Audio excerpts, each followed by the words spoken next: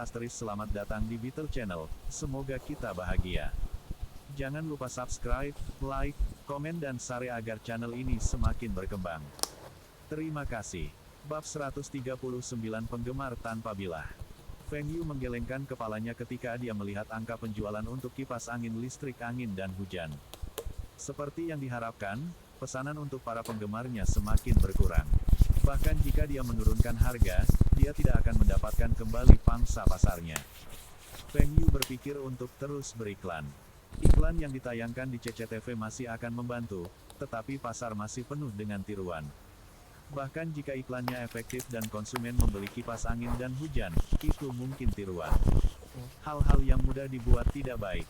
Perubahan pasar terlalu cepat. Selain itu, beberapa merek produsen kipas yang sudah mapan juga mulai memproduksi plastik penggemar. Merek-merek ini sangat populer di provinsi mereka dan kipas angin dan hujan tidak akan laku di provinsi tersebut. Meskipun penggemar angin dan hujan masih menghasilkan keuntungan, kecepatannya terlalu lambat untuk Feng Yu. Tahun lalu, Feng Yu menghasilkan beberapa juta dalam 2 hingga 3 bulan dan tahun ini, ia hanya menghasilkan beberapa ratus ribu dalam 2 hingga 3 bulan. Perbedaannya terlalu besar. Untungnya Feng Yu telah memikirkan solusi, yaitu memperkenalkan jenis kipas listrik baru. Penggemar tanpa pisau. Dia bisa mengajukan paten untuk penggemar ini dan teknologi yang dibutuhkan dianggap tinggi. Belum lagi pabrik-pabrik kecil, bahkan pabrik-pabrik besar pun tidak bisa meniru teknologi ini. Kebetulan pabrik penerbangan memiliki teknologi kompresi udara ini, dan Feng Yu ingin mereka meminimalkannya, untuk membuat versi miniatur peralatan kompresi udara. Manajer Feng, mengapa Anda memanggil kami berdua di sini?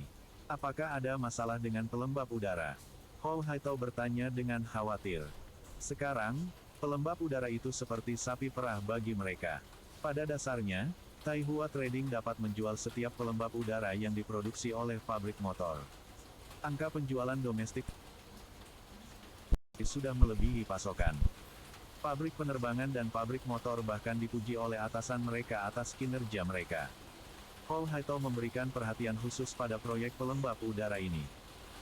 Jika ini berlanjut selama 10 tahun ke depan, tidak, bahkan jika itu berlanjut selama 5 tahun ke depan, pabrik penerbangan dapat menghasilkan banyak. Direktur Hou, Direktur Li, tidak ada masalah dengan penjualan pelembab udara. Masih banyak permintaan untuk itu. Namun, pabrik motor tidak perlu menyiapkan lini produksi lain untuk meningkatkan produksi. Akan ada kelebihan pasokan, dan itu akan menjadi pemborosan sumber daya. Status quo yang tersisa sudah cukup. Bagaimanapun, kami memiliki paten, dan kami akan tetap mengontrol pasar. Saya meminta Anda berdua di sini untuk membicarakan hal lain. Aku memikirkan ide baru kemarin. Ketika Hou Haitao dan Li Xiyu mendengar apa yang dikatakan Feng Yu, mereka saling memandang dengan penuh semangat. Ide Feng Yu terakhir kali adalah pelembab ultrasonik dan membawa banyak keuntungan ke pabrik mereka. Bahkan jika konsep kali ini setengah sebagus pelembab udara, atau bahkan 30%, mereka akan senang. Manajer Feng ingin bekerja dengan kita lagi. Kami akan mengawasi R&D dan pabrik motor untuk mengawasi produksi. Tanya Hou Haitao. Li Xiyu sedikit tidak senang, mengapa kita tidak bisa melakukan R&D dan pabrikmu yang melakukan produksi. Pabrik motor juga memiliki banyak ahli. R&D jauh lebih baik daripada produksi. Produksi terlalu melelahkan karena mereka perlu memodifikasi jalur produksi.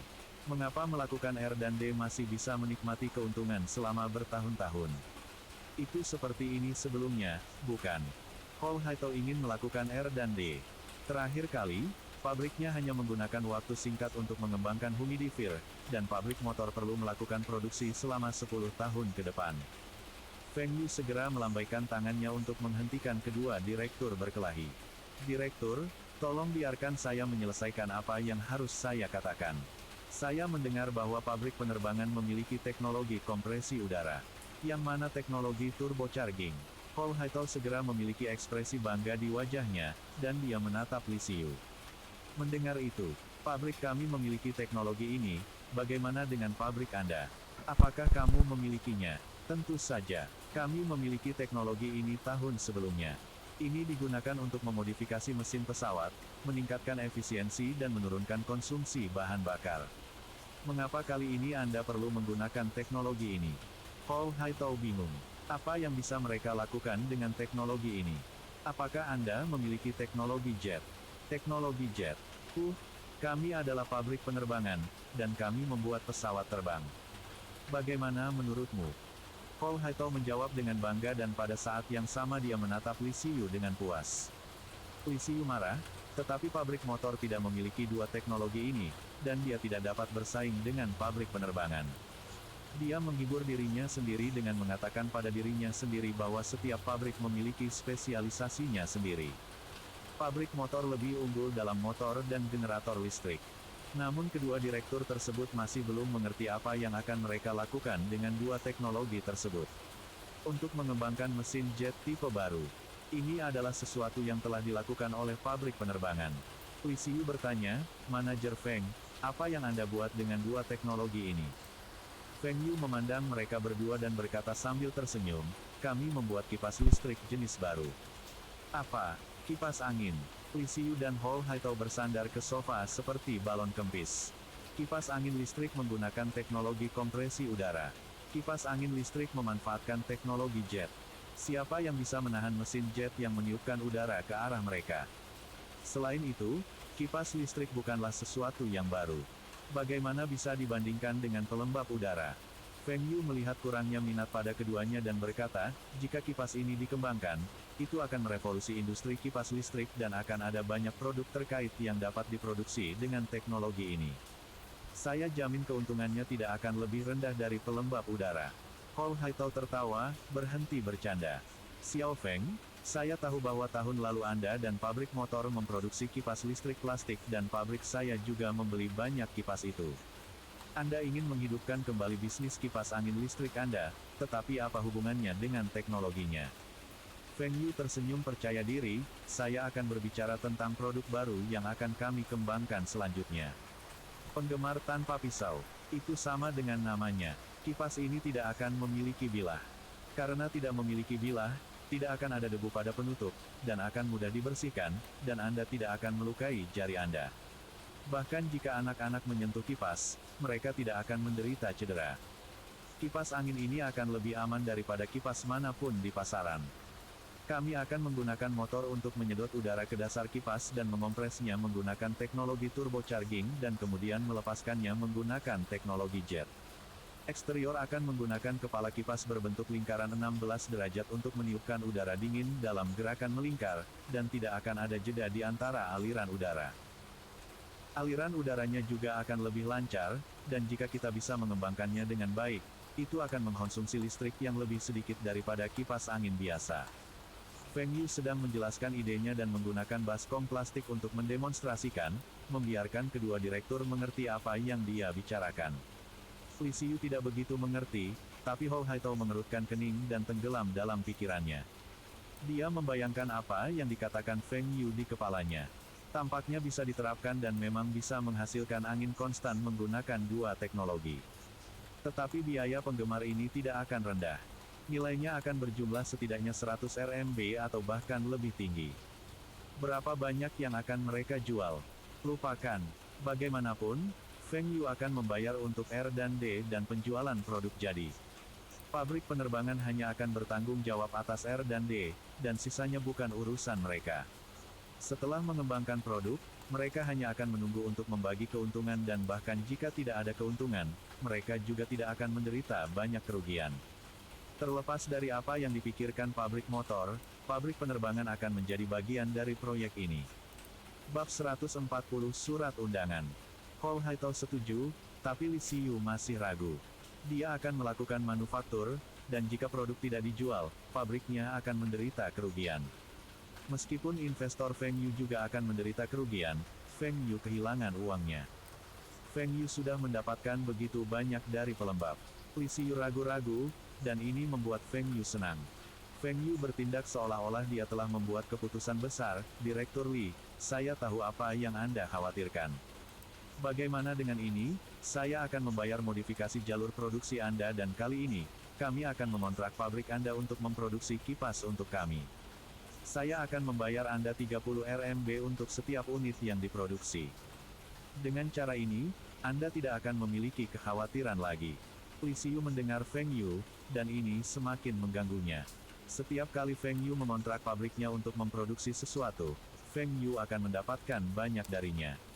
Namun, produk-produk tersebut sebelumnya berbiaya rendah atau sesuatu yang baru di pasar. Dia tidak bisa melihat potensi apapun dalam kipas tanpa bila ini. Persis seperti lemari es merek Taihua di mana batch terakhir lemari es baru dijual minggu lalu. Tapi Li Xiyu tidak tahu margin keuntungan dan berapa banyak yang diperoleh Feng Yu. Dia berpikir keras tentang ini dan memperhatikan bahwa Feng Yu tidak berhasil sepanjang waktu. Seharusnya lebih aman baginya untuk bersikap konservatif dan memilih menjadi kontraktor. Li Xiyu memilih untuk menjadi kontraktor, dan Feng Yu dengan tersenyum menoleh ke Hou Haitao, Direktur Hou. Proyek kipas tanpa pisau ini memiliki risiko besar, dan sebagai investor, saya mungkin tidak akan mendapatkan kembali investasi saya. Karena Direktur Li memilih menjadi kontraktor untuk mendapatkan bayaran kontraktor yang stabil, maka saya akan menanggung semua risikonya. Jadi, kali ini aviasi seharusnya tidak menikmati dividen proporsional, melainkan dividen tetap. Ini berarti bahwa setiap unit kipas tanpa pisau yang terjual, saya akan membayar pabrik Anda 10 RMB. Saya masih akan mendanai biaya R&D, dan patennya akan menjadi milik saya. Apa kamu setuju? Dalam hati Feng Yu, dia berteriak, tolong katakan ya, setuju. Ketika kipas tanpa pisau diluncurkan di kehidupan sebelumnya, harganya $500 Amerika Serikat, dan biaya produksinya hanya sekitar $20 Amerika Serikat. Keuntungannya sangat besar. Meskipun, seseorang membocorkan biaya produksi dan harga jual turun dari $500 Amerika Serikat menjadi sekitar $100 Amerika Serikat dan akhirnya, harga jual turun menjadi $30 Amerika Serikat. Namun pada tahap awal, perusahaan telah menghasilkan keuntungan puluhan juta USD. Perusahaan menghasilkan total beberapa ratus juta USD ketika permintaan meningkat. Adapun biaya R&D, totalnya hanya beberapa juta USD. Itu terutama digunakan untuk menguji sudut kemiringan kepala kipas dan sudut heliks di dalamnya.